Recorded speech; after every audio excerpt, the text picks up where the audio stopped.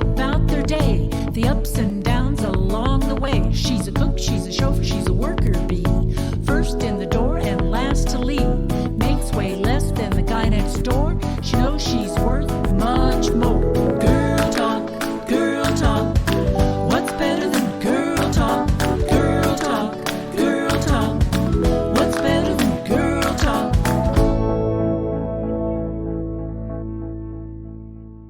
Hi, I'm Regina Ayers, and I'm the host of Girl Talk.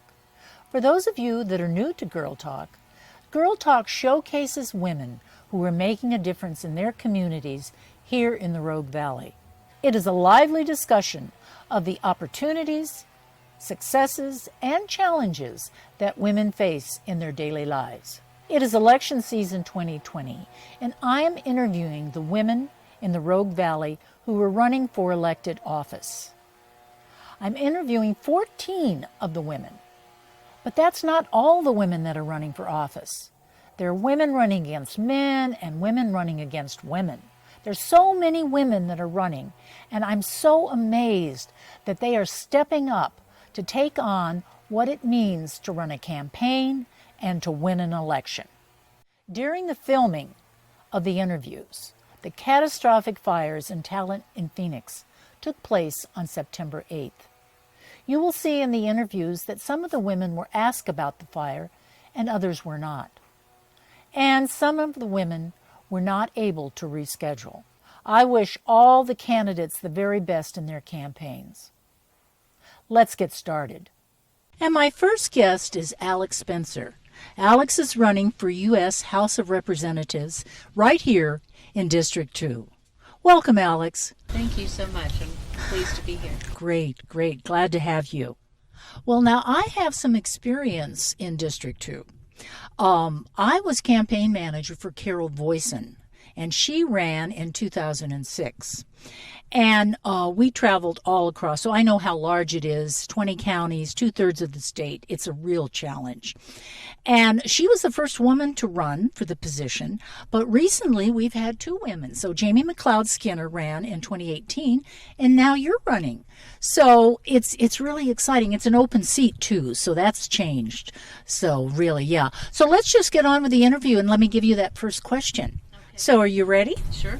So, as I said, this is an open seat, and in the past it's been almost impossible to win this seat while Greg Walden was running for office. But Democrats have been stepping up each year. And so why don't you tell the audience why you're running and why do you think you can beat a Republican? Okay, let me tell you first how I look at this race, okay? I look at this as a very long, very hard, very fun, very expensive job interview. And the person who is best for the seat is the one that's going to get the job. So in interviewing for this job, in really working towards getting people to know who I am, where I come from, what's important, and that what's most important is their voice, making sure their voice is heard in Congress. That is something that Mr. Walden has not been for a very, very long time for the people of Congressional District 2. And when you look at the fact that non-affiliated voters outnumber Republicans in Congressional District 2. I didn't know that. Yeah, that's great. Right? It's very, very important and a really good thing to see because these folks are looking for the best person for the job. And they're going to choose the person that is there, that is going to be their voice. And the way many people are seeing Mr. Bence is that, you know, he left the state to avoid voting on a very important bill. And because of that, many more bills have gone by the wayside, and they keep doing it and doing it and doing it. And so Mr. Walden had a habit of staying away from the folks in CD2. He was known as the guy that didn't show up. You know, there was this national campaign, "Where's You talk to people in New York, did you hear about Where's Walden? Yes, well that's this guy, right? Because he was never here. He never held town halls until he got all that pressure, and then very few after that. Whenever he would come to town, he would only invite the Republicans. So he's a very partisan man, and only listened to those folks that were in the room, if that. And I would say that given his position on water issues and what he did to the KBRA down here, it really is obvious that he wasn't the voice for the Republicans either. And I do have a lot of Republicans calling me and saying, we don't like what's going on the other side, and we want someone that's going to support everyone. So you think you're going to get a lot of crossover votes then? I think I am going to get a lot of crossover votes, and I think that that's why I'm the nominee, is because we needed someone that would get crossover votes, someone who is about unity and about understanding that we need all of the voices heard. We need more than one idea held at a time. We need people who understand how important it is to communicate with each other. And we need to end the divisiveness in Congress, and we need someone who's willing to do that hard work. Well, that's a good segue to talk about the divide that we have, the urban and rural divide. We have it in our nation, and we really have it along the I-5 corridor, so Washington, Oregon, and California. And 2/3 of the state is District 2, is primarily rural, although you've got Bend and Hood River and Ashland and probably some other communities that are more urban. So how are you going to address that in District 2? Because you'll have some urban dwellers and you'll have some rural people. You got to support both of those groups of people. Absolutely. Well, one of the most important things, one of the interesting things about it is that it's just like the divide that we're seeing in Congress, is that we are a lot closer than we think, and pointing out those similarities, pointing out where we do come together, it makes that urban-rural divide seem to while it doesn't go away, it does. The realization that we're sending kids off to college, and then they're coming back from the larger towns, and folks are moving in from other states and from other moving into the rural areas to have the rural experience, and really to do the small farming experience. It turns out that 61% of the farms here in Oregon and in all of Oregon make only $10,000 a year off of their products. And so a lot of that is the family farmer, the very small, new organic farms and that sort of thing. And so there is that nuance of the coming together of the urban and the rural. And my own background, I've lived in New York, I'm from Dallas, I've lived in Salina, Texas, I've lived in Little Rock, Arkansas, and in Hot Springs, Arkansas, and I've just lived all over the country. And so I come from all of it. I can understand where folks are coming from, no matter where they live. And it's just important to talk to everyone where they are, ask them what's important to them, and then make those bridges for them, or support them as they make those bridges, so that they understand that the folks in Bend aren't that different from the folks in Ontario. In fact, they're really not that different at all. I was just in Ontario, and it really felt very, while it's a hometown, it's also very bustling, and it's there's a lot of money there from the legal sale of marijuana, and there's in Ontario. In Ontario, that's wow. So Hugh Pasek is with the OLCC. He's a commissioner. And so he was able to tell me that this is really important in Ontario. This is really important all the way around CD2. And we need to really be supportive of these new industries. And there are new industries in all different ways. If we're talking about solar and wind, or hemp and marijuana, it's so very important that we look at these, that we not ignore them, because we do need regulation, and we do need taxation, and we do need to make sure that that folks are not, abusing or getting abused. It's very important that we make sure and take care of everyone. Right, yeah. Well, according to your bio, you've worked on 2 campaigns, Roz Mason and Jamie McLeod Skinner. I also worked on Jamie's, and she laid a lot of groundwork for District 2, I'm sure. Absolutely. And I hope you're benefiting from that.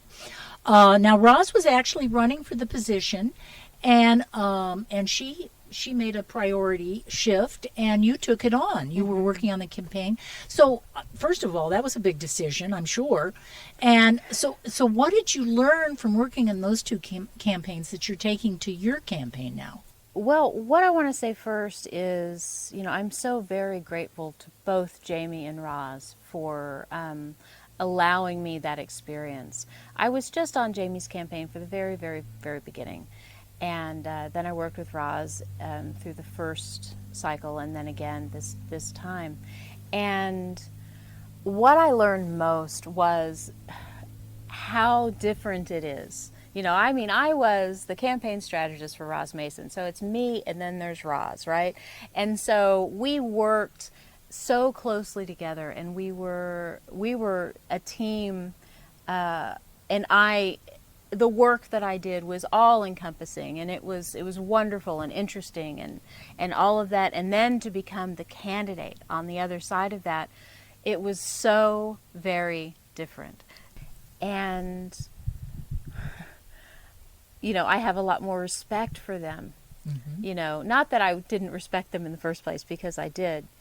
And yet, what it takes to be that thing. And it took me some time, because it was all at once, right? So Roz stepped down and she said, "Alex, you should run." I said no. She said, "No, Alex, you should run." I said no. And so I thought about it for, a good little while, but a long while, and asked my friends what they thought. And what the most interesting thing about that moment, and I don't know if this is interesting to y'all or not, but I thought it was interesting. So the most interesting thing about that moment was, one of the things Roz wanted more than anything else was a driver. She wanted someone that would drive for her so she could rest. That's right? what I did for Carol. Exactly. And the first thing out of my friend's mouth when I said, I'm thinking about running, she said, "I'll be your driver." And that was the God saying, "Okay, Alex, you need to do this." Yeah. And everything has been like that ever since. Great. It's just been this wonderful, flowy, beautiful thing, and I'm so very grateful. Great. Well, the next question is pretty standard. I looked at your website, and you have, 6 or 7 priorities, things that you're going to be working on, and so if you could hone those down to maybe 3 of your top priorities, what are they going to be? Right. Well, the most important thing is ending the divisiveness in Congress. Okay. And a lot of folks ask me what committees I want to be a part of. One of the things that I want to do is to create a committee for congressional communication. A safe place where folks can come and really work through the issues, really hold more than one idea at a time, because it is when we do that hard work of communication that we will find a way to come together, because we're not that far apart. And when we have people who are dedicated, people who really understand that what's important is being of service to the American people, then that's how we're going to get through this troubling time that we're in. That's how we're going to move forward, is when people can let go of the partisan divide and really come together for the good of America. And a couple of other priorities. Yes, of course. So I have been told by more than a few people that I'm idealistic. And what I say to them is that it is in this time that idealism has become pragmatism. We realize now that it's not just something that we think would be nice to have universal health care. Folks are losing their health care daily because they're losing their jobs, and since the health care is tied to their job, they no longer have health care. And if they do have health care after that, then it's the exorbitant cost of COBRA and that whole mess that people have to find themselves in. So universal health care that takes the person that says no out of the equation, that really is universal health care that supports everyone standing on American soil. And the reason I say that is that the guy that gets off the plane with Ebola, you want to know that he feels okay going to the hospital, right? I think it's incredibly important that everyone be taken care of. And when we look at the very successful healthcare programs in other countries, that's part of the deal. Everyone who's there is cared for. Another thing is universal basic income. Another idealistic moment in time that has now become pragmatic. It is time that we make sure everyone is cared for, that we make sure that nobody falls through the cracks, that we make sure that now that we have universal health care, that we have comprehensive psychological care. And, people need some support to make transitions. And it has been shown in pilot studies that when folks are given money to use however they like, they use it for their bills, they use it to pay their rent, they use it to pay for food.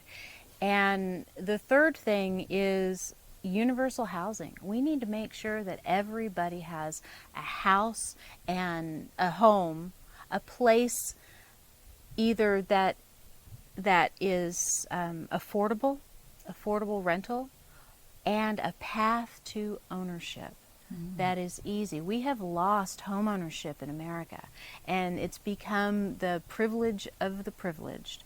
And it is time that everyday Americans get to own a home again. Is this an issue even in Eastern Oregon then? I know it's an issue certainly here in Ashland, but it's an issue out in District 2. It seems to be a universal issue, finding a place for, like even in Klamath Falls, it is certainly an issue. And we think of Klamath Falls, it's right on the verge of urban and rural, when you go to the USDA. And it's while you can still buy a house for an amount of money that makes some sense, it is increasingly difficult to get into those loans because of what happened, years ago. Right. And so it's time that we really look at folks and take the profit out of people's suffering wherever we see it. And I think that's the paramount thing. And all of these things are connected. And we have to look at our lives, our world as a system, to understand that we are all connected, that when every action we take affects someone else in some way, shape, or form. And it's time that everyone is cared for. So I agree. Thank you. Well, you brought up health care. And I know in 2006, what Carol and I heard was that a lot of the hospitals and providers were closing and leaving in the rural communities in District 2. And that a lot of people had to have flight insurance so that they could be flown out into Portland or wherever. So is that still the case? How are you going to address that? It is still a very big issue, especially out in Umatilla County. And one of the things that that came up with COVID was, I have a woman working with me who is an MD out of Hood River, and I asked her to do a study for me, call around the hospitals and find out how many ventilators we had in all of our hospitals. And the median number was 2. Oh my goodness. And so what we're worried about is not a surge of 100 or 1,000 cases. In Eastern Oregon, we're talking about 10 folks who end up needing to choose between palliative care or being care flighted, as you say. And some of these folks, by the time it's time to care flight them, are not stable enough to do that. And so we're looking at more people dying of COVID because of the lack of infrastructure. Now, one of the ways that I see supporting this issue is through a high-speed rail plan that would connect. I read about that. Yes, I thought Right? that was very innovative. Thank you. I've been working on it for the past 3.5 years or so to bring high-speed rail from Klamath Falls to Ashland, from Bend to Eugene, and from Hood River to Portland. And that would be like the first wave of this idea, so that we have a relief valve in case of a catastrophic seismic event of the Cascadia subduction zone. And folks out in Japan have built an elevated high-speed rail system that has withstood a 9.0 event. And so we partner with Japan to get this rail system built so that we can care for people. Again, talk about that urban-rural divide. We're going to need to be able to get people out of Portland, get people out of Eugene and out of Ashland into the east so that we can care for them. And then we would extend the rail system from Klamath Falls through Lakeview all the way out to 84. The same from Eugene all the way out to 84. And then from Hood River as well. Now, Hood River line would probably be the quickest to reinstate, because there has been a rail line that went from Hood River all the way through Pendleton and then across that hill, which is called Cabbage Hill. It's also called Dead Man Hill. I know this because I was unable to cross it. I got stuck in Pendleton. Yes, snow and ice. And I came down it in the summertime, and it's like going through Donner Pass. And it's intimidating. And so there used to be a rail system that went from Pendleton to La Grande, and it's no longer running. And there are folks that live in La Grande and live in Pendleton that work in the other town. So that really needs to be the very first thing. That's a good place for government. If the reason, and I don't know the reason, if the reason for that rail line being shut down is because of funding, that's a good place for government, because we need to be able to connect people. We need to be able to make that connection. And since it's already, there, we just have to put the money behind it. I think that we need to make that a priority. I think it's really important. And then we also, with this rail system, can have something like a Europass, but all around Oregon, to open up the beautiful areas. If you haven't driven in Eastern Oregon, oh my goodness. It is gorgeous. It is gorgeous. Malheur Wildlife Refuge. Oh, it is just breathtaking. And if we have a rail system that does scenic tours. Oh, tourism out there. It would be wonderful. Yes. Tourism out there, which would bring everyone up and really make it important. And it would also make this connection between Ashland and Klamath Falls. Folks could work in Ashland and live in Klamath Falls, which is incredibly good for both Ashland and Klamath Falls. So that's really, because right now it's an hour and a half trip to get from point A to point B. Yes. And I believe a high-speed rail system would take a half an hour. So I love it's creative. Thank you. We've got to do some creative things these days. The times they are changing. I agree. We've got to start thinking out of the box. Yeah. So, do you have any last words here? We've come to the end of the show for the audience. Some closing remarks? Yes, well, thank you so much. First of all, I want to thank you, Regina, so much for this wonderful opportunity. I am just very, very grateful. And I want to say that I want to be your voice in Congress. And it's about bringing people together. It's about making sure that you have a leader who's willing to stay in the room to cast the votes that need to be cast and do the hard work of communication. I really love Oregon. That's why I've brought my daughter up here. That's why I stayed and made it my home. And I really am looking forward to being of service to everyone. I want to be your voice in Congress. And with more and more of your kindness and support, please go to Spenser2020.com and first go to the tab that says Pandemic Resources and choose an organization there. There is a list of organizations that are on the front lines of this pandemic, making sure that people are going to eat tonight, making sure people can pay their rent. This is so incredibly important. My campaign needs donations. They need it more. So please go there, give there first, and if you can give some more, please. We would love your donations. Thank you so much. I'm Alex Spenser, and I will be your voice in Congress. Well, thank you, Alex. I really enjoyed talking to you today. And good luck with your campaign. Thank you so very much. It's been just such a pleasure to be here. This series showcases women who are running for elected office in 2020. I hope that you learn something about why they're running, who they are, and whether you'll be able to support them when you vote on November 3rd. Now more than ever, we need leaders who are up to the task of rebuilding our communities. Leaders who can create the strategies, execute the plans, and take us all forward to a more hopeful future. Whether you vote for these women or not, remember to vote on November 3rd.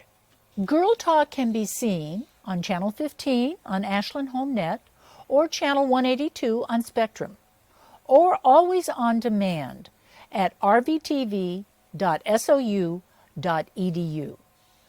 You can also watch Girl Talk on my Regina Ayers YouTube channel for all Girl Talk episodes. I'm Regina Ayers, and thanks for joining me on Girl Talk. Girl talk, girl talk. What's better than girl talk? Girl talk, girl talk. What's better than girl talk? Chat with the ladies about their day, the ups and downs along the way. She's a cook, she's a chauffeur, she's a worker bee. First in the door and last to leave. Girl talk, girl talk. What's better than girl talk? Girl talk, girl talk. What's better than girl talk?